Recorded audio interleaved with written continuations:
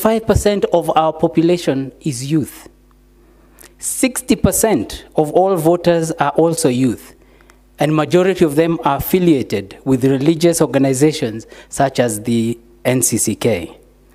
My ministry is responsible for ensuring that, amongst other things, the youth are equipped, empowered, involved, and protected with the aim of making them self-reliant and creators of jobs, not just consumers of jobs. Government is funding various programs to support the youth. There are challenges that only you, the youth, can and must face head-on. We have had some people promising you analog solutions as part of a new economic blueprint to bring you prosperity. I am a student of economics, and I do not see how the successful economic uplifting of our people can be carried on with outdated solutions. We can and must do better than this. I must add that some of these far-fetched economic fantasies are anchored on falsehoods, sprinkled liberally with proclamations of sanctity by leaders who should know better. I can only pose, where has the church been when some of these falsehoods are being perpetrated, sometimes from the pulpit, by these misleaders? This has already been said earlier by the young people here.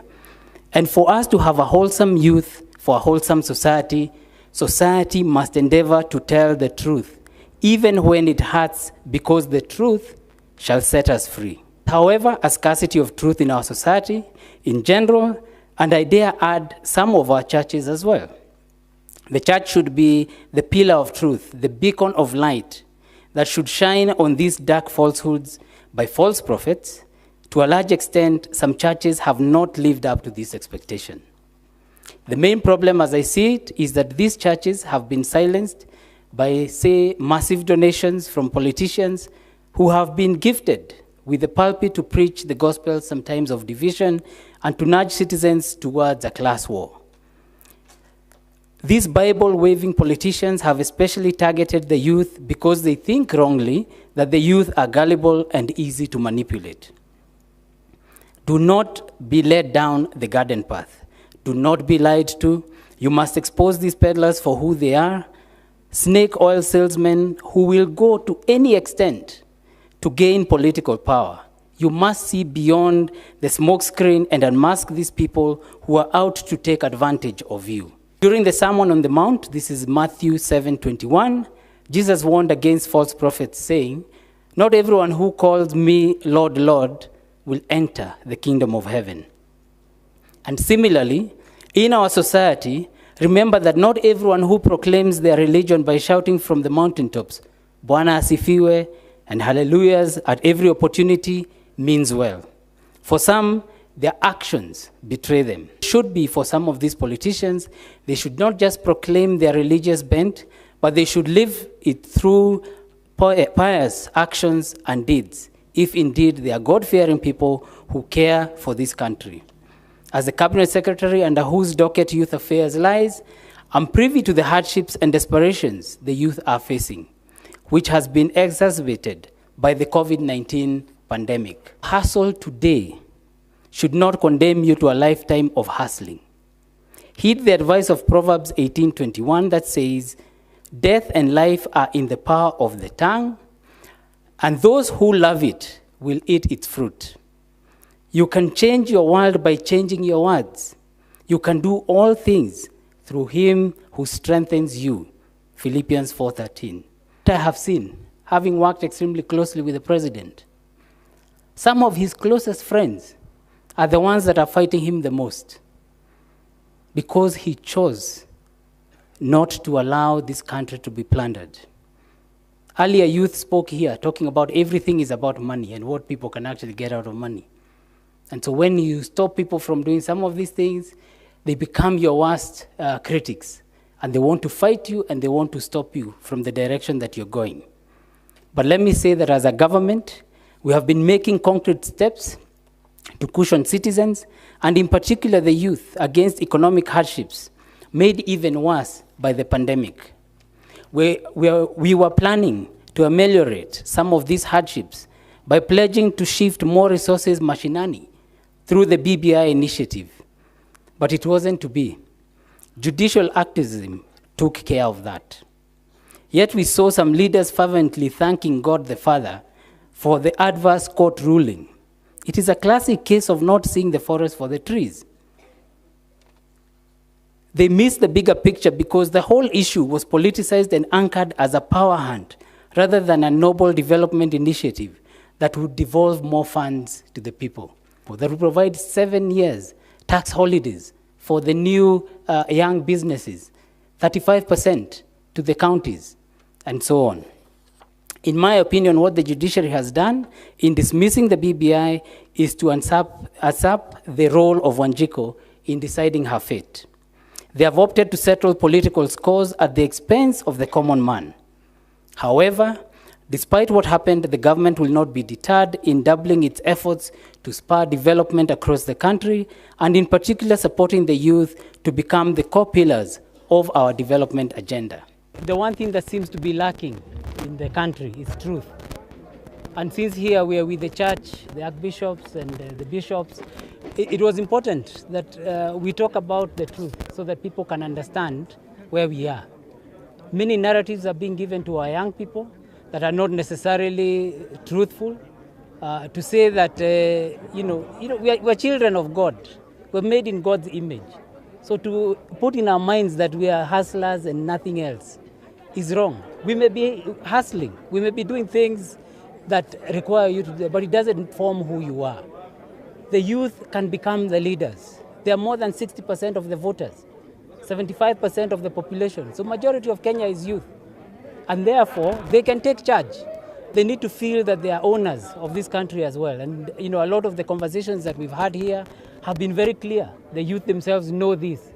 And they've been waiting for guidance, and our aim is really to ask the church to really show them and tell them where the truth lies, so that all these conflicting messages that are out there are cleared, so that this country can move forward. Wholesome youth, wholesome society is the theme of this conference, and I'm really thankful to the NCCK for organizing this forum where youth can come and have these deliberations, and they can do this in the context of God. Many people have been using the name of God in all manner of places, saying things that, in my view, are not necessarily true. To thank God the Father that we did not have money to the counties cannot possibly be correct. Why would God not want us to have money in the counties? Why would God not want us to have, in terms of youth getting the 7-year tax holiday? Why would God not want us to have the youth commission so that the youth can take more control, more charge of their lives? I don't believe that these are things that we should just be accepting. And that's why I'm calling on the church, the bishops, archbishops, really tell Kenyans the truth. When it is said out there, you must. Otherwise, we'll continue to go around and be lost. Let me not say more than that. Time that we focus on the things that are important and that truth must be told. Asanteni. I don't speak for other cabinet secretaries. Right now, I have been engaging with youth. And every day, we have conversations. They are suffering, but they are being cheated every day by people. By your boss? By people. And they are being cheated. And really, it's not fair. So that's why I'm actually angry. And I'm saying, Kiumane, people must know the truth. And this thing of using God, God is the one who has said this, God, wapi, where? We are here at a church place. So I feel protected by God because what I'm saying is the truth.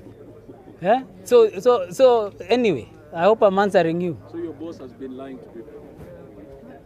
Now you went to school like I did, so you can infer what you want to infer from there. If he's the one lying to people, then I have many bosses, so I don't know which one you're talking about. Huh? And number one is God. So God has never lied to any of us. So, yeah. In Court of Appeal president, he was elected to that position by IEBC, which they now say that IEBC is illegal, was not constituted. What does that then mean for that Court of Appeal? Are they constituted or not? Because if they are saying that IEBC was not set up properly, then it means they are saying everything IEBC did from the time the others resigned is not valid. In which case, this is just activism. They should look at the country. I'm saying they should give us answers, not to just say no to things and you're not saying no, but go this direction. They are also parents, they are also Kenyans, they also have livelihoods, so they should care for this country. It is not that the country is for everyone else except them, and this is why I'm saying that it's activism. I don't see. So are they saying even their ruling is off? Because they ruled that IEBC was off. I can talk many things, but I'm not a lawyer, so. So there is an attorney general and others. Let the people, we stick to our lanes. This one, let me stick to mine. They will decide. But there are some fundamental things that the court ruled on, that if they are not appealed, then the country cannot move forward. So I leave that to the decision of the... One of the people who... So today, without BBI, Raila is out there campaigning to be president. So what is this leadership that he was looking for in BBI that he cannot get? So he was not looking for another seat for himself. He's still running to see if he can become president. The president, Uhuru Kenyatta, is not running. So some of these lies, this is where I'm saying the truth must be told, need to be dealt with. We're trying to change a country. We're trying to move the country forward. We're trying to change lives. People are currently suffering. This COVID is affecting everybody. So we must deal with those issues now. Now these sideshows of saying what or what, I don't want to go head on with people. I'm not a politician, so I'm not even going to try. But, a time comes when truth must be said, when we must deal with the reality. And the reality is that the country is suffering and we must focus on the way forward. So for them to be saying BBI is just for positions, which positions? There are 27 constituencies that will be disappearing. So what are those people going to do? They're not going to get their CDF funds. There were funds that were going to the ward fund. That is not going to be there. How can surely that be development? So that's my position. I'm not a lawyer. Let's see if that will go to the Supreme Court. But at the end of the day, the youth of this country, and that is why I'm here, very passionate, are the ones who will decide. If they wake up today and decide so-and-so will be the president, so it will be. And they can choose one of their own. And then they can decide with whether they are going to change their constitution or how they are going to move things forward. So from that perspective, I am very confident. Kenya is safe. God takes care of us. And I have seen that in many ways. So the truth will eventually be known, and the truth will set all of us free. And that is why I'm asking the church really to come forward and tell people the truth.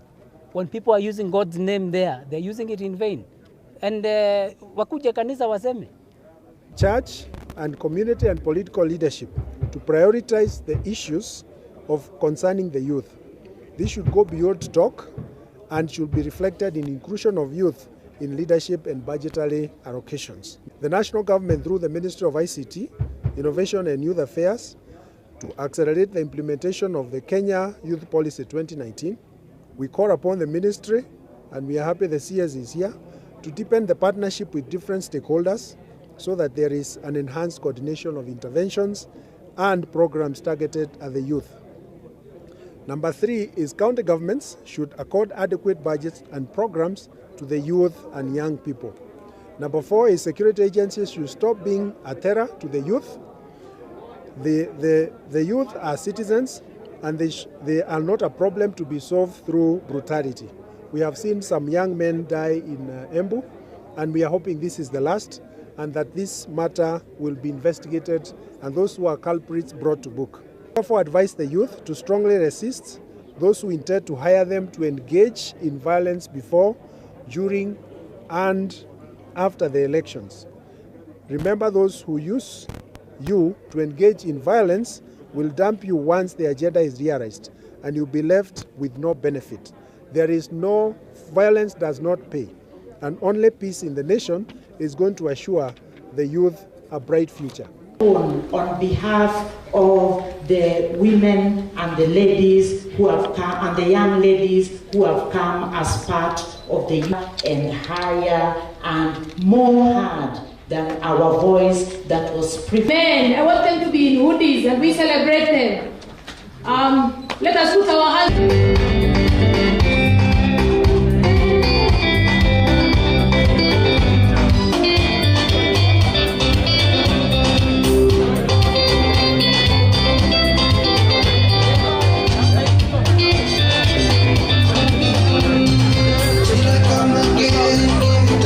Society, teaching them about the word of God.